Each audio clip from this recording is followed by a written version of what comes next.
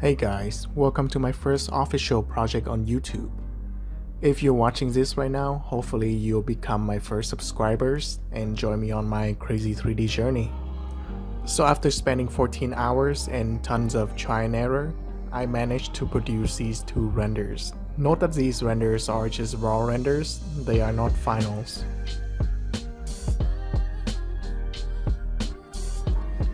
So before starting any kind of project, I usually get some inspiration by either going on Pinterest, looking at some cool images, or go on YouTube, find some interesting video, or sometimes I just go to coffee shop and look at stuff around me to get myself motivated. So you might be wondering why there's a skeleton in my scenes right now. There are two reasons for it. Number one, so I can get a sense of scale because the skeleton is the same size as me. And number two, it's just because I'm a messed up person.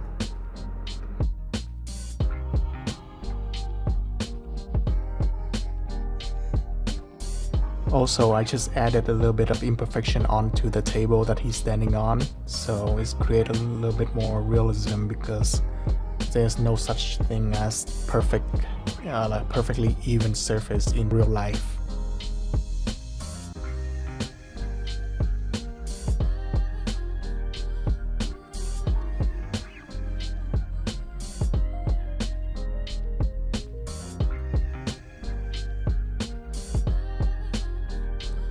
Messing around a bit more with the bumpiness of the wall.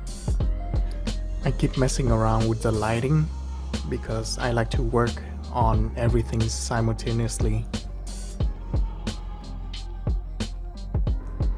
It's never hurt to put some organic object into your scenes, kind of give it more of a diverse feel to it.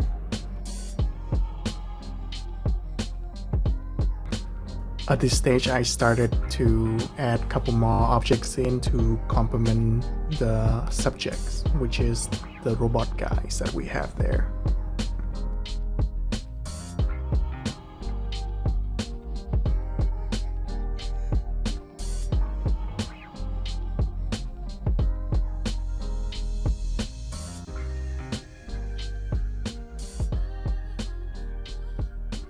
When I created those Polaroid photos for the first time, I didn't take into account how they kind of supposed to bend a little bit and they are not completely flat like a paper. So right now I have to fix that. I actually have to bring those downloaded images into Photoshop, put it into Photoshop to blur them out a little bit to give it that Polaroid look. Because as you know, Polaroid photos never sharp, they always kind of blurry.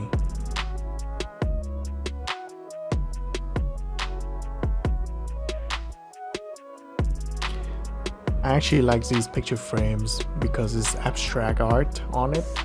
It's kind of give the story of how the person who owns all these objects is a very artistic, nerdy person.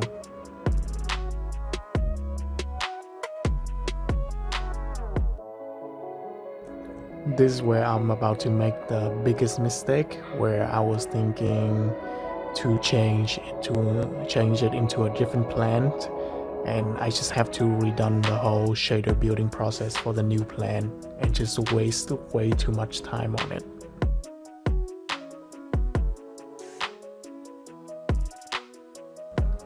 I kind of had to cut out the shader building process for the new plant because it just took way too long. And as you can see, it doesn't even look half as good as the old one. I was being incredibly stubborn and try to keep this freaking plan into the scenes because I feel like I wasted way too much time on it. I don't want to throw it away, which I should have just deleted. This is another start of a terrible idea where I created a glass of water from scratch just to try to put in front of the camera to give it like a illusion, but it didn't work out so well and I kind of waste my time on it too. But I'm not regretting making any kind of mistake because I do feel like to get a really good result you do need to have a lot of experimenting and go through try and error to find the best one for your project. Kind of reason why I decided to put the light bulbs in right now.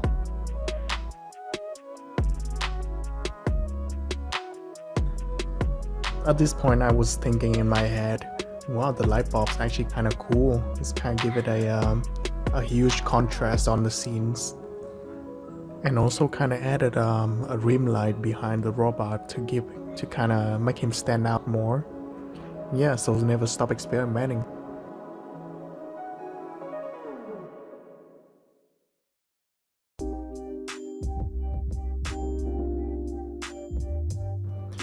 Even though I know that having a light bulb in the scene is kind of cool, but I still struggle with the placement of the light bulbs and how the wire is supposed to go to give it a interesting story to the scenes.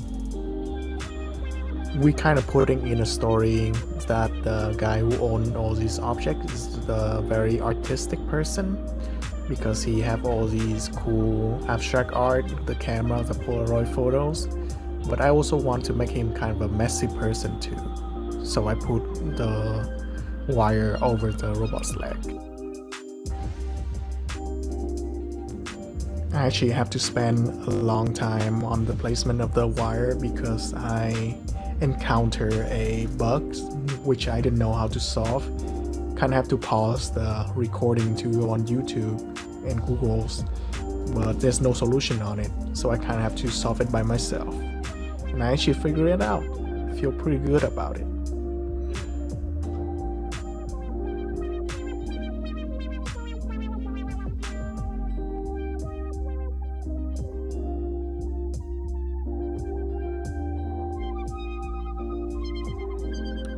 Despite that having a bright yellow light behind the robot guy there's look pretty cool and kind of interesting, but it also very distracting from the whole scenes. So I kind of try to figure out if there's a way I can play with the light to give it a less distracting look. But at the end I didn't find a solution for it to keep the light on, so I decided just to turn it off. It would make a lot more sense if the light bulbs be used as a main light for a night scenes, not a day scenes. Also trying to find a better placement for those picture frame in the background because it's just too distracting and crowded in the back there. As I'm happy with all the composition, the material, the lightings, and the placement of the objects, this is where I'm playing with the camera setting, like the aperture, f-stop, the gamma, and even the focus, the depth of field of the camera mostly, just to give it a cinematic feel to the image. And of course adding render passes, this is very crucial for later on composition in Photoshop. So in recap, I pretty much spent 14 hours on this project. So in the end, I just couldn't get over how beautiful the bulbs in the back is when the light hit. So I decided to make 2 render for it, one at the night and one at the daytime. So this is the final renders, the 2 final renders for today. And tomorrow I will see you again in Photoshop to kind of polish them up there and make it even more beautiful. Thank you for watching, guys.